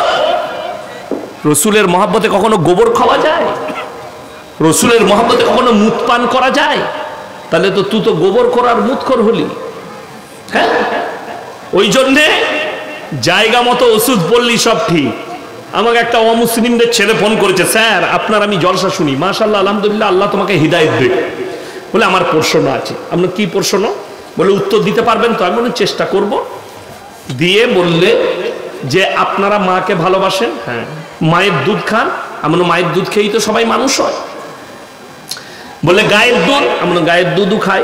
তো বলে গায়ের গোশত খান তো? আমরা হ্যাঁ, গাইকে জবাই করে গোশতটা খাই। আমি তো আবার সিনের গোশতটা বেশি পছন্দ করি, তাই না? ওটা বেশি টেস্ট। বললে মা, আপনারা যখন গায়ের দুধ খান, গাইকে জবাই করে খান, মাকে জবাই করে খান না কেন? আসলে দারুণ কথা। আমি উত্তর দেবো, কিন্তু গাল দিবি না আর কেটে পালাবি না। বলছে না না আপনি বলুন। আমি বললাম তোমরা গোবর খাও না? খাও না? বলে খাই। আমি বললাম মুত গায়ের? বলে হ্যাঁ। আমি তো মায়ের গু আর মুত খায় না কেন? ও মা তো কথাটা বুঝতে পারেন? ইমা উমা, ওই মায়ের গোবর খাবে, মুত খাবে, আর নিজের মাটা চলবে না। সঙ্গে সঙ্গে আমাকে মা বোন তুলে গাল দিন। আমি আবার কেটে বেরিয়ে, আমি দেখ আমার সহ্য করতে পারবি না, আমি জানি, জাম করে লেগে যাবে। এইটাই কে বুঝাবে? ওই জন্য শুনে রেখে দেন, আপনি যখন কোনো আমল করতে যাবেন, আলেমের শরণাপন্ন হবেন। নিজে থেকে কোনো আমল করতে যাবেন না। কিয়ামতের আলামতের মধ্যে মারাত্মক আলামত, সাধারণ লোক যখন সাধারণের কাছ থেকে ইলম নিতে চাইবে, একটা মূর্খর কাছ থেকে ইলম নিবে, জেনে রেখে দিবে কিয়ামত করিবান, তখন আল্লাহ তাআলা ইলমের থেকে আগে বড় বড় আলেম দিকে তুলে দিবেন। এটা রাসূলের হাদিস। যখন মূর্খর কাছ থেকে ইলম নিতে চাইবে তখন আল্লাহ তাআলা আলেম দিকে আগে তুলে দিবেন, আর সমাজে তখন পাপে ভরে যাবে। এই যেমন বাংলাদেশের একটা আছে হুজুর, তার নাম হচ্ছে আবরারুল হক আসিফ, সুন্দর সুন্দর কথা বলে, কিন্তু ইয়ে হচ্ছে পয়জেন, ক্যান্সারের থেকেও খারাপ। কেন বলছে, রাস্তায় যদি কোনো মেয়েকে ভালো লাগে সঙ্গে সঙ্গে প্রপোজ করে ফেলো, মানে তাকে আই লাভ ইউ বলে দাও, তোমাকে ভালোবাসি বলে দাও। আমি একটা জলসায় বলেছি, রাস্তায় যদি তোমার মা বাজার করে আর আমার যদি চোখে ধরে, তো তোর মাকে বলবো যে আমাকে বিয়ে করো। এ হারামখোরি কথা নয়। ইসলামী শরীয়ত হচ্ছে আলাদা, আর শরীয়তের বাইরে কথা বলে এই মৌলবিগুলোই হবে কিয়ামতের দিনে জাহান্নামের প্রথম খোরাক। যারা সমাজে জিনাকে প্রমোট করছে, যারা ব্যভিচারকে প্রমোট করে দিচ্ছে, অথচ বড় কষ্ট লাগে, এরা জানেই না। আপনি মনে করছেন জিনা মানে শুধু শারীরিক সম্বন্ধ না, হাতের জিনা, চোখের জিনা, নফসের জিনা, পায়ের জিনা, কানের জিনা, মুখের জিনা, শারীরিক জিনা। এই যে যাই হোক, এই এলাকায় মেলা বসেনি, দেখলাম ওই ঢুকার মুখে কিছু লোক দোকান বসিয়েছে মেলা। হ্যাঁ, এইখানের নয়, তারা দেখেছে এইখানে বসতে দিবে না তো ওইখানে বসি গায়। এই মেলা ইসলামে হারাম কেন জানেন? নারী পুরুষ যদি এক কাছে হয়, পর নারী আর পর পুরুষ, তৃতীয় নম্বর হাজিরি দেয়, তার নাম হচ্ছে শয়তান। আর কোরআনে আছে ইন্না শাইতানা লিল ইনসানি আদুব্বুম মুবিন, শয়তান মানুষের প্রকাশ্য দুশমন। একটা মেলায় 10টা ছেলে যাচ্ছে, 5টা মেয়ে যাচ্ছে, শয়তান বললে চালিয়ে দে, মেরে দেবে, ঠিক কি না? আর এখন তো ডিজাইন আলাদা। কি ডিজাইন? যদি কেউ হাত মেরে দেয় আর একবার যদি হেসে দেয়, যা বুঝে করগা, এরপরে ওর পেছুয়ার ছাড়বে না। ফোন নম্বরটা দে। ও তখন কলম খুঁজে বেড়াচ্ছে, কাগজে লেগে ফেলি নিয়ে বলবে ফেলি দিয়েছি, লিজা, ফোন করবি, শেষ, ওইখানেই সব শেষ। বড় কষ্ট লাগে। আপনি গল্পের উপরে টিকে আছেন, শুনেলেন। আমার মা এদিকে বলে যাচ্ছি, আপনারা বলুন, পর্দা করা ফরজ না ফরজ নয়? ফরজ। 5 ওয়াক্তের নামাজ পড়া ফরজ না ফরজ নয়? আমাদের সমাজের 100টার মধ্যে 80টা লোক বেনামাজি, অথচ তারা বলে আমরা আল্লাহকে ভালোবাসি। অথচ রাসূল আকরাম সাল্লাল্লাহু আলাইহি সাল্লামের হাদিস, যার নামাজ নেই তার মধ্যে ইসলাম নেই, যার মধ্যে নামাজ নেই তার মধ্যে ইসলাম নেই। আর আল্লাহর হাবিব সাল্লাল্লাহু আলাইহি সাল্লামকে আল্লাহ কোরআন পাঠালেন, হে আমার নবী শোনো, আমাদের সমাজের কিছু লোক আছে, ভালো লোক, দামি লোক, চায়ের দোকানে কি বলে জানেন? নামাজ না পড়তে পারি, রোজা না রাখতে পারি, আমি ভালো লোক আছি। এই মাল আছে না নাই? ইমান পাক্কা গাদা মাল আছে। তারা শোনো, কিয়ামতের দিনে দুটো রাস্তা হবে, একটা রাস্তায় জান্নাতীরা যাবে আর একটাই জাহান্নামী। জান্নাতীরা জাহান্নামী দিওকে প্রশ্ন ছুড়বে, ফি জান্নাতি ইয়াতাসাআলুনা আনিল মুজরিমিনা মা সালাকাকুম ফি সাকার, তোমরা কেন জাহান্নামে যাচ্ছ? তোমরা বলতে আমরা ভালো লোক, আমরা নেককার, আজকে কেন জাহান্নামে যাচ্ছ? তারা 1 নম্বর উত্তর দেবে, ক্বালু লাম নাকু মিনাল মুসাল্লিন, আমরা নামাজি মুসল্লিদের মধ্যে ছিলাম না। ওয়ালাম নাকু নুতিমুল মিসকিন, আর আমরা মিসকিনকে খানা খাওয়াইতাম না, তাই আল্লাহ আমাদিকে জাহান্নামে পাঠিয়েছেন। 1 নম্বর উত্তরটা মারাত্মক। ক্বালু লাম নাকু মিনাল মুসাল্লিন, আমরা নামাজি মুসল্লিদের মধ্যে ছিলাম না। অথচ আপনি গাফিল আছেন, আর আপনি ভাবছেন আমি নামাজ না পড়ে, রোজা না রেখে আমি ভালোই আছি, আমি তো জান্নাতে যাব। তোমাকে জান্নাত পেতে গেলে জিলাপি হুজুরের ন্যাস ধরতে হবে, সে দোয়া করে ভরবে। আমাকে দোয়া করতে বললে পারবো না। আপনার জানা নেই, যদি মদ খেয়ে জান্নাতে যাওয়া যেত, পাপের সাগরে ডুবে থেকে মারা গেছেন, যদি মনে করেন আপনার বাপ দোয়া করে জান্নাতে পাঠাবে, মৌলবি দোয়া করে জান্নাতে পাঠাবে, তাহলে নবীজি চাচা কি অপরাধ করলো? আল্লাহর নবী জনাবে মুহাম্মদুর রাসূলুল্লাহ সাল্লাল্লাহু আলাইহি ওয়াসাল্লাম যখন দুনিয়া ছাড়লেন চাচা যান, আল্লাহকে বললেন, আল্লাহ তুমি আমাকে যতদিন না নিষেধ করবে আমি ততদিন তোমার কাছে আমার চাচার জন্য কেঁদে কেঁদে ক্ষমা চাইব। আল্লাহ তাআলা আয়াত পাঠালেন, জিবরিল আমিনকে পাঠালেন, মা কানা লিন নবী ওয়াল্লাযিনা আমানু আন ইস্তাগফিরু লিল মুশরিকিন ওয়ালাউ কানু উলি কুরবা। হে নবী এবং মুমিনরা শোনো, যারা মুশরিক হয়ে বেঈমান কাফের হয়ে বদ্দিন হয়ে মারা গেছে তাদের জন্য দোয়া করতে পাবে না, যদিও তারা তোমাদের নিকটতম আত্মীয় হয়। নবী কি আর চাচার জন্য দোয়া করতে পাইনি? হযরতে নূহ নবী নৌকার উপরে, তার সন্তান কেনান পানিতে ডুবে মারা যাচ্ছে। নূহ নবী আল্লাহর কাছে বললেন, লা আসিমাল ইয়াউমা মিন আমরিল্লাহ, ওগো আল্লাহ এটা আমার ওরসজাত পুত্র, তুমি একে রক্ষা করো। আল্লাহ তাআলা বললেন, লামিনাল খাসিরিন, হাত নামাও, যে আমাকে মানেনি, আমার নবীকে মানেনি, দ্বীনকে মানেনি, তার জন্য দোয়া করলে তোমাকেও আমি ক্ষতিগ্রস্তদের মধ্যে ফেলে দেবো। নূহ নবী ফেলোয়ার, দোয়া করতে পাইনি সন্তানের জন্য।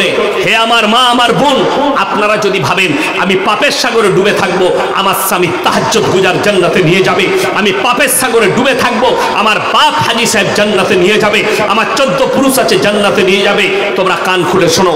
আল্লাহ কোরআনে লাকির টেনে দিয়েছেন, দারাবাল্লাহু মাসালাল লিল্লাযীনা কাফারু ইমরাআতা নূহ ওয়া ইমরাআতা লূত কানাতা তাহতা আবদাইনি মিন ইবাদিনা সালিহাইনি ফাকানাতাহুমা ফালাম ইউগনি আনহুমা মিনাল্লাহি শাইয়্যা ওয়া কিলা আমার দুজন উলুল আজম নবী, হাবিব পয়গম্বর নূহ নবী আর লূত নবী, দুজনের বিবিকে জাহান্নামে দেব, তারা আটকাতে পারবে না নবী হওয়ার পরেও।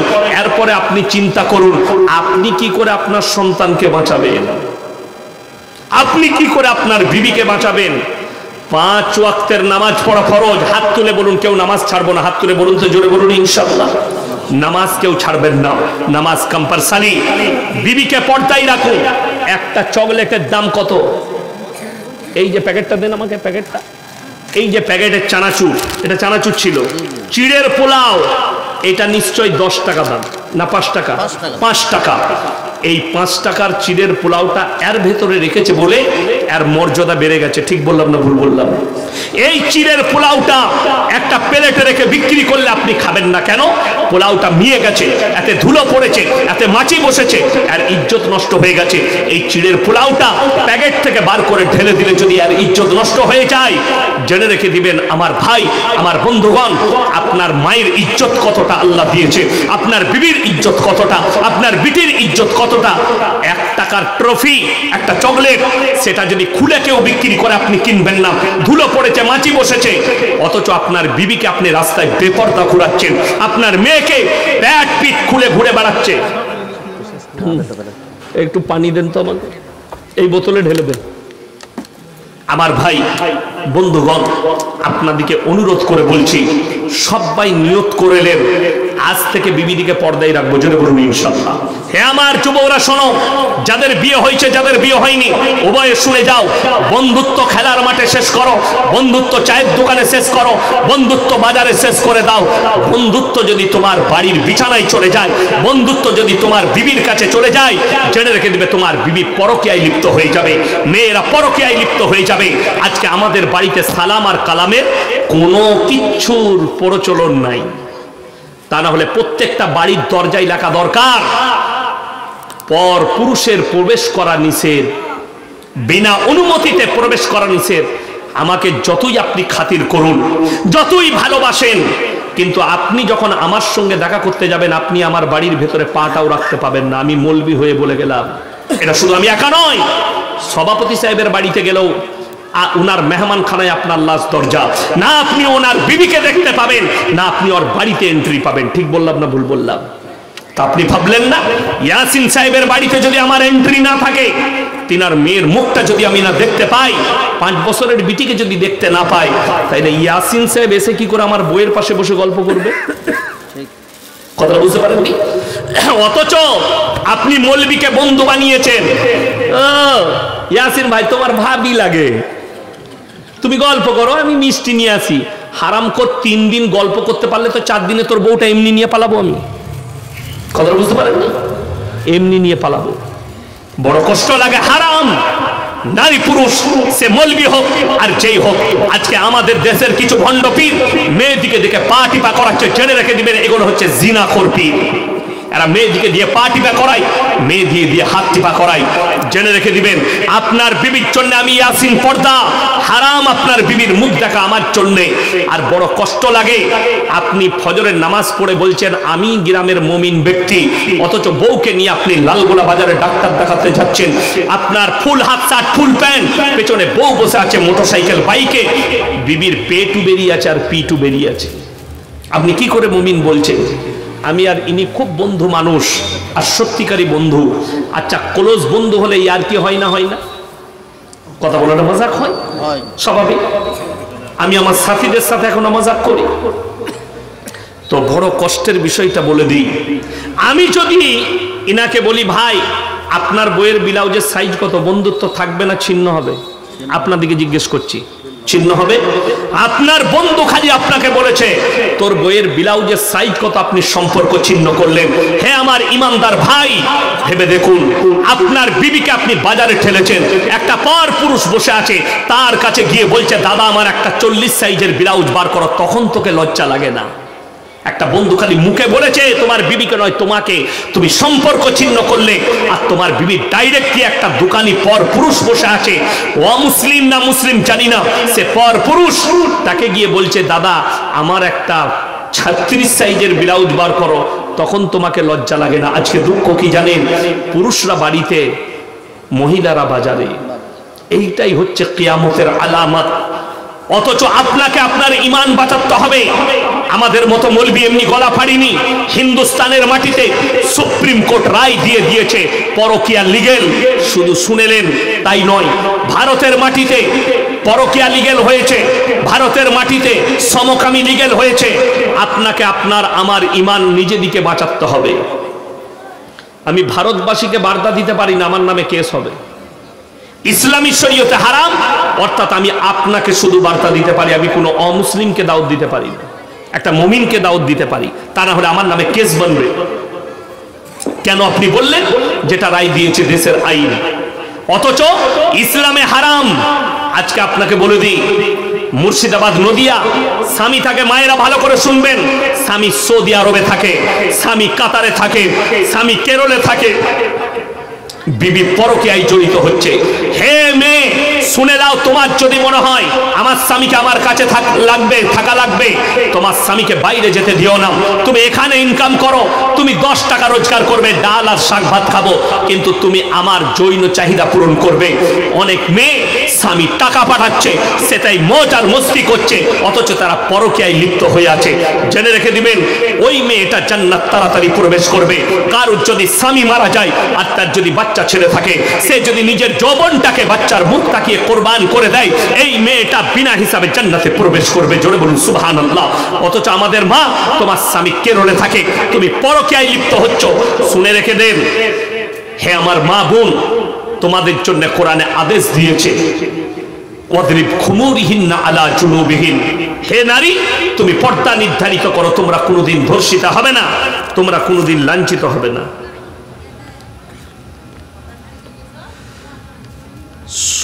ট্রাম্পের শপথ গ্রহণের পর ইউনুসের সঙ্গে বাণিজ্যিক চুক্তিও এ ব্যাপারে কিছু বলেন, এবং আমি এখনো খবর জানি না, খবর নেই, তারপরে বলবো। তবে বলে দিই, কিয়ামত করিবান। এই আলেমরা আমরা অনুভব করতে পারছি, যারা আলেম আছে তারা অনুভব করছেন যে কিয়ামত করিব, বেশি দূরে নয়। কেন? একটা একটা করে ছোট ছোট আলামত গুলো প্রকাশ পাচ্ছে। রাস্তাঘাটে কুকুরের মতো জিনা করবে নারী আর পুরুষ। এখন পতিতালয়ের থেকেও বড় পতিতালয় হচ্ছে পার্কগুলো, পার্কের ভেতরে জিনা হচ্ছে। স্কুল কলেজ, বেঈমান কাফেররা, আপনি খালি আলেমের সঙ্গে সম্পর্ক ছিন্ন করেছেন, কোরআনের সাথে সম্পর্ক ছিন্ন করেছেন, আপনি সম্পর্ক ছিন্ন করেছেন হাদিসের সাথে। বেঈমান কাফেররা ঠান্ডা মাথায় কিভাবে জিনা করাচ্ছে শুনেলেন। তারা নাম দিয়েছে ভ্যালেন্টাইন ডে, 14ই ফেব্রুয়ারি, কাজ হচ্ছে জিনা করা। তারা নাম দিয়েছে রোজ ডে, কাজ হচ্ছে জিনা করা। তারা নাম দিয়েছে কিস ডে, কাজ হচ্ছে জিনা করা। তারা নাম দিয়েছে চকলেট ডে, কাজ হচ্ছে জিনা করা।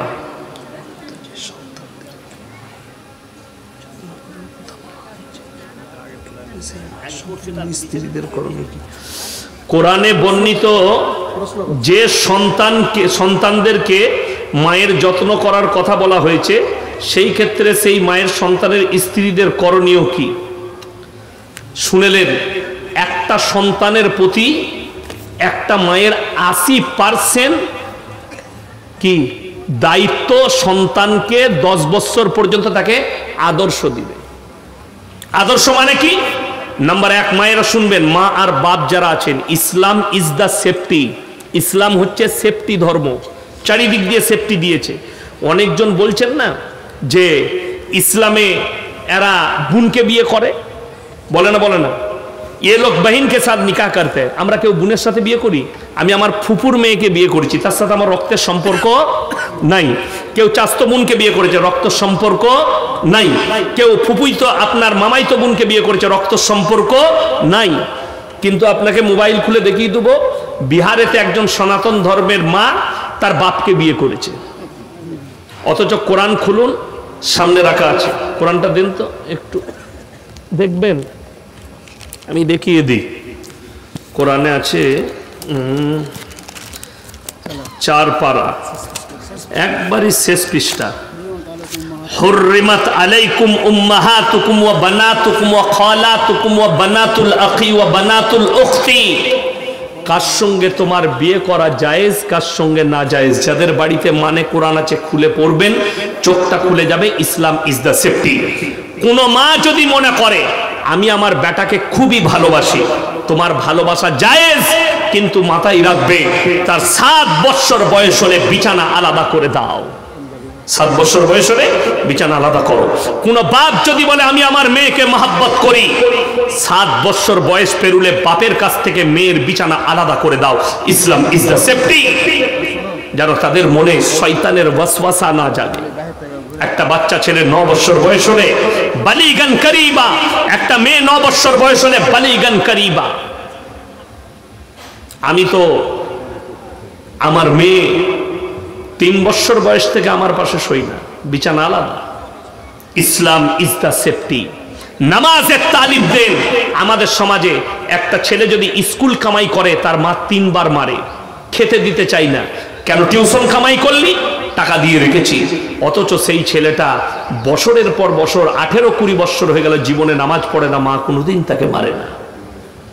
অথচ এটা দুনিয়া, আর দুনিয়া সম্পর্কে তুমি যেটার লেগে তাকিদ করছো, যেটার জন্য মারছো, এইটা সম্পর্কে আমার আল্লাহ কোরআনে বলেছে, ওমাল হায়াতুদ দুনিয়া ইল্লা মাতাউল গুরুর। এই দুনিয়া তোমাদের জন্য সম্পূর্ণ ধোঁকা। আপনি ধোঁকায় পড়ে আছেন।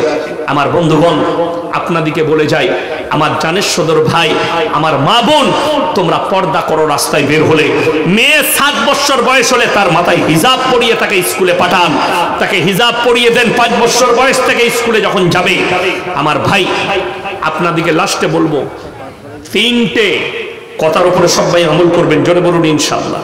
3টা কথা কি কি? এই 3টে লোক পৃথিবীর আল্লাহ তাআলা কোরআনে বললেন, 3টে মানুষ যদি তোমাদের কাছে হাত পাতে, তাদের হাতকে জীবনে ফিরিও না। নাম্বার 1, ওয়া আতিদাল কুরবা। তোমার কাছের গরিব যদি হাত পেতে দেয়, তার হাতকে জীবনে ফিরাবে না। আপনি 1 টাকা দান করলে মনে মনে ভাববেন, আল্লাহ আমাকে দেনেওয়ালা বানিয়েছো, আমাকে হাত পাতনেওয়ালা বানাওনি। এটা মনে মনে ভাববেন, আর চোখের পানি ফেলাবেন, আল্লাহ আমাকে দেনেওয়ালা বানিয়েছো। আমার ভাই, নাম্বার 2, ওয়াল ইয়াতামা ওয়াল মাসাকিন। আজকে আপনারা যারা হাত বাড়িয়েছেন, আমার আগের বক্তা, তার আগের বক্তা টাকা চেয়েছে, আপনারা এই মাদ্রাসায় এতিম মিসকিনরা পড়াশোনা করে না, করে না? তালবিলিবরা এতিম মিসকিনরা, কোরআনে আছে ওয়াল ইয়াতামা ওয়াল মাসাকিন। আর এতিম আর মিসকিন যদি হাত পাতে, তাদের হাতকে ফিরিও না। ওয়াবনাস সাবিলি ওয়ালা তুবাদ্দির তাবদীরা। আর মুসাফির যদি হাত পাতে, তার হাতকে ফিরিও না। আজকে সবাই সব থেকে বড় মুসাফিরকে আমি। 200 কিলোমিটার এলাম, আবার 200 কিলোমিটার যাব, রাত্রি ফিরবো। আমাকে ফজরের আগে মাদ্রাসা ঢুকতে হবে, হয়তো বাড়ি যেতে যেতে আমার ফজরই হয়ে যাবে। আমার ভাই, আমি আপনাদের কাছে কিছুই চাইবো না, আমি খালি বলবো, আমার জীবনের আশা, আমিও একটা মাদ্রাসাওয়ালা, বড় মাদ্রাসা চালাই, সব ছাত্র বোর্ডিংয়ে, কষ্ট হয়। এই গত মাসে আমার মাদ্রাসার যিনি হিসেব বাকি করেন, তিনি বললেন, হুজুর বেতন দিবার মতো পয়সা নাই, শেষ হয়ে গেছে। এক মাসে 2.5 লাখ 3 লাখ করে খরচ। শেষ হয়ে গেছে। আমি এক জায়গা থেকে টাকা এনে দিলাম, ভাই মাদ্রাসার বেতন হচ্ছে না, নিয়ে যান। টাকা দিলে বেতন হলো। এই মাসে আবার ধান চলে এসছে, আল্লাহ জুটিয়ে দিয়েছে, আবার বেতন হয়ে যাবে। দেখুন আমার ভাই, আমার বন্ধুগণ, আমি বলবো আপনাদের মধ্যে সবাই হাত তুলে বলুন আমরা কোরআনের সঙ্গে মহব্বত করবো, জোরে বলুন ইনশাআল্লাহ। সবাই আল্লাহর সঙ্গে মহব্বত করবো, জোরে বলুন ইনশাআল্লাহ। এই এতিম আর মিসকিনদের জন্য কোরআনে আছে আরো আইতাল্লাযী ইউকাযযিবু বিদ্দীন, হে নবী আপনি কি দেখেননি যারা দিনকে মিথ্যা মনে করে? ফাযালিকাল্লাযী ইয়াদুবুল ইয়াতীম, ওই ব্যক্তি সেই ব্যক্তি যে এতিমকে ধাক্কা দেয়। ওয়ালা ইয়াহুদ্দু আলা তুআমিল মিসকিন, এবং মিসকিনকে খানা খাওয়াইতে উৎসাহিত করে না। ফাওয়াইলুল লিল মুসাল্লিন, এইরকম নামাজীদের নামাজগুলো কিয়ামতের দিনে তাদের মুখেতে ছুঁড়ে মারা হবে। আমার ভাই, আমি 5টা ব্যক্তিকে দেখতে চাই, 5টি করে 1000 টাকা আমার হাত মিলাবেন, ওয়াদা করবেন 5000 করে 5 জন। শেষ সময়ে আমার ভাই কে আছেন? একজন আল্লাহর বান্দা, তাহাজ্জুদের ওয়াক্ত শুরু হয়েছে। কে আছেন? কোন আল্লাহর বান্দা আছেন? 1 নম্বর 5টি 1000 টাকা দিবেন, আমার সঙ্গে হাত মিলাবেন। আমি মুসাফির মানুষ, আপনার জন্য দোয়া করব, এই এতিমদের জন্য, মিসকিনদের জন্য। রাসূল সাল্লাল্লাহু আলাইহি সাল্লাম বলেছেন, যাকিরা গচ্ছিত সম্পদ, কিয়ামতের দিনে মানুষ